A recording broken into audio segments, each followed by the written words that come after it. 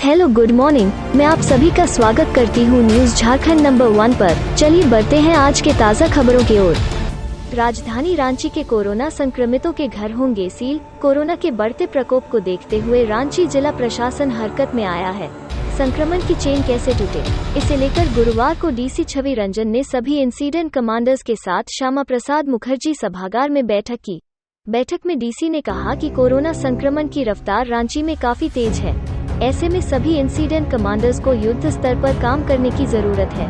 अगली न्यूज, राज्य में 8वीं कक्षा तक के बच्चों का कैसे होगा प्रमोशन। झारखंड प्राथमिक शिक्षा निदेशालय ने जारी किया आदेश। राज्य में कक्षा 8 तक के बच्चे बिना परीक्षा अगली कक्षा में प्रमोट होंगे। प्राथमिक शिक्षा निदेशालय ने इसका पत्र गुरुवार को जारी कर दिया। सभी उपायुक्त को इस संबंध में पत्र भेज दिया गया है। राज्य के विद्यालयों में कक्षा 8 तक लगभग 35 लाख बच्चे नामांकित है। कोविड-19 के कारण लगातार दूसरी बार कक्षा 7 तक के बच्चे बिना परीक्षा दिए अगली कक्षा में प्रमोट हुए हैं। अगली न्यूज, कोरोना के बढ़ते प्रभाव के चलते कड़ा रुख अपना सकती है हेमंत सरकार। इन पाबंदियों पर दी गई छूट ले सकती है वापस। कोविड-19 के बढ़ते संक्रमण को देखते हुए राज्य सरकार लॉकडाउन में लगाई गई पाबंदियों पर दी गई कुछ छूट वापस लेने पर विचार कर रही है। मुख्यमंत्री अधिकारियों से लगातार संक्रमण की स्थिति पर रिपोर्ट ले रहे हैं। जल्द ही मुख्यमंत्री की अध्यक्षता वाली राज्य आपदा प्रबंधन प्राधिकार की बैठक में इस पर फैसला लिया जा सकता है। पार्क,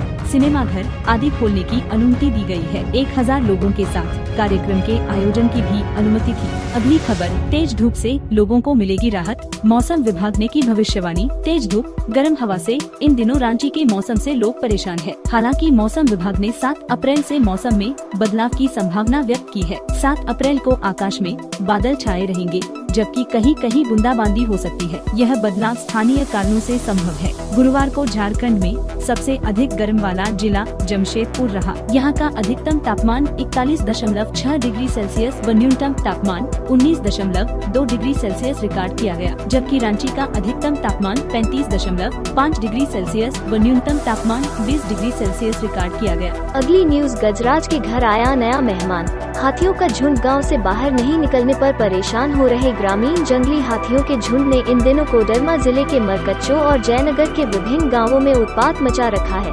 हाथी लगातार जहां खेतों में लगी फसल को नुकसान पहुंचा रहे हैं, वहीं इंसानी जिंदगी के लिए भी आफत बन रहे हैं। यह पहली दफा है जब हाथियों का झुंड इतने लंबे समय तक इलाके में टिका हुआ है। हाथियों के झुंड के इतने दिन तक इलाके में टिके होने की मुख्य वजह कुछ अलग ही निकलकर सामने आई है। वन विभाग की माने तो हाथी गजराज के झुंड में शामिल एक हथिनी ने हाल में ही एक बच्चे को जन्म दिया है। इस वजह से हाथियों का झुंड ज्यादा दूर तक मूवमेंट नहीं कर इसी इलाके में टिका हुआ है। अगली न्यूज, गढ़वा जिला का धान लातेहार लैंपस में बिक रहा। सरकारी कर्मी की मिलीभगत से हो रहा खेल। लातेहार शहर के लैंपस स्थित धान क्रय केंद्र में गढ़वा जिला से धान लाकर बेचा जा रहा है। इसमें सरकारी कर्मी भी शामिल हैं।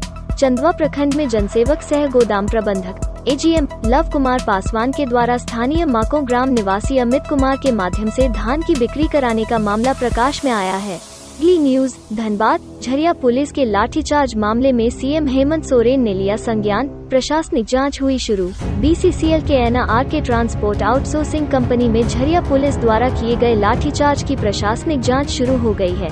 सीएम हेमंत सोरेन के आदेश पर गुरुवार 1 अप्रैल 2021 को एसडीएम सुरेंद्र कुमार एवं सिंदरी के एसडीपीओ अजीत सिन्हा ने मामले की अलग अलग तहकीकात की। अगली न्यूज, बिना जांच के गुमला में प्रवेश कर रहे छत्तीसगढ़ के लोग। टेस्टिंग की नहीं है कोई व्यवस्था। कोरोना संक्रमण का कहर थमा नहीं है। कोरोना और तेजी से बढ़ रहा है। वहीं गुमला जिले में लापरवाही बरती जा रही है। न ही सोशल डिस्टेंसिंग का पालन हो रहा है और न ही लोग मास्क पहन रहे हैं। सैनिटाइजर का यूज करना तो लोग भूल ही गए हैं। अगर यही स्थिति रहा तो गुमला की स्थिति भयावह हो सकती है। अगली न्यूज, जंगल से भटककर गिरिडीह के बरवाडी गांव पहुंचे हिरण पर कुत्तों का हमला। कुछ देर में हुई मौत। जंगल से भटककर एक हिरण गिरिडीह जिला अंतर्गत बगोदर थाना क्षेत्र के अधवारा पंचायत स्थित बरवाडी गांव पहुंचा। गांव में हिरण के आते ही कुत्ते उसे खदेड़ना शुरू किया। इस दौरान हमला करने के कारण हिरण घायल हो गया। हिरण के घायल होने की जानकारी मिलने पर वनरक्षी मो इस्लाम मौके पर पहुंचे। ग्रामीणों के सहयोग से बगोदर प्रखंड मुख्यालय स्थित पशु चिकित्सक के पास हिरण को ले गए, जहां इलाज के दौरान हिरण की मौत हो गई। अगली न्यूज, लोहरदगा के कैरो प्रखंड के लोगों ने जंगल बचाने का लिया संकल्प, अब पेड़ काटने पर मिलती है सजा। झारखंड के लोहरदगा जिला अंतर्गत कैरो प्रखंड में ग्रामीणों की जागरूकता के कारण हरे भरे पेड़ लोगों को आकर्षित कर रहे हैं। कैरो प्रखंड क्षेत्र में अभी जंगल की हरियाली देखते ही बन रही है। कल तक जो ग्रामीण इस जंगल का रूप पेड़ों को काटने के लिए किया करते थे, वही ग्रामीण अब जागरूक हो गए हैं और पेड़ों की रक्षा करने लगे हैं। हरियाली के कारण क्षेत्र में जल स्तर भी ऊपर आने लगा है। न्यूज, 8 अप्रैल को गोड्डा से खुलेगी Humsafar express. Ranchi Deoghar Ranchi special train भी हर दिन दौड़ेगी पटरी पर। गोड्डावासियों की इंतजार की घड़ी अब खत्म हो गई है। 8 अप्रैल 2021 गोड्डावासियों के लिए ऐतिहासिक दिन होगा। गोड्डा रेलवे स्टेशन से पहली ट्रेन हमसफर एक्सप्रेस चलेगी। सांसद डॉ निशिकांत दुबे हरी झंडी दिखाकर हमसफर एक्सप्रेस की शुरुआत करेंगे। अगली न्यूज, दिल्ली से करोड़ों के जेवरात चोरी, झारखंड के गिरिडीह से जुड़े हैं तार। गत 23 फरवरी 2021 को दिल्ली के ज्वेलरी शॉप से करोड़ों के जेवरात चोरी कर चंपत हुआ आरोपी अनिल राम को दिल्ली की पुलिस झारखंड के गिरिडीह जिला अंतर्गत जमुआ स्थित पोबी बरवाडी से गिरफ्तार किया है। इस मामले में आरोपी की मां को भी गिरफ्तार किया है। वहीं चोरी की जेवरात में से 25 लाख रुपए के सोने के जेवरात और रिंग बरामद किया। वहीं आरोपी की मां प्रमिला देवी के पास से 3 सोने का चेन और 122 अंगूठी बरामद हुआ है। इसके अलावा चोरी हुए 1 किलोग्राम गोल्ड का अब तक पता नहीं चल पाया है।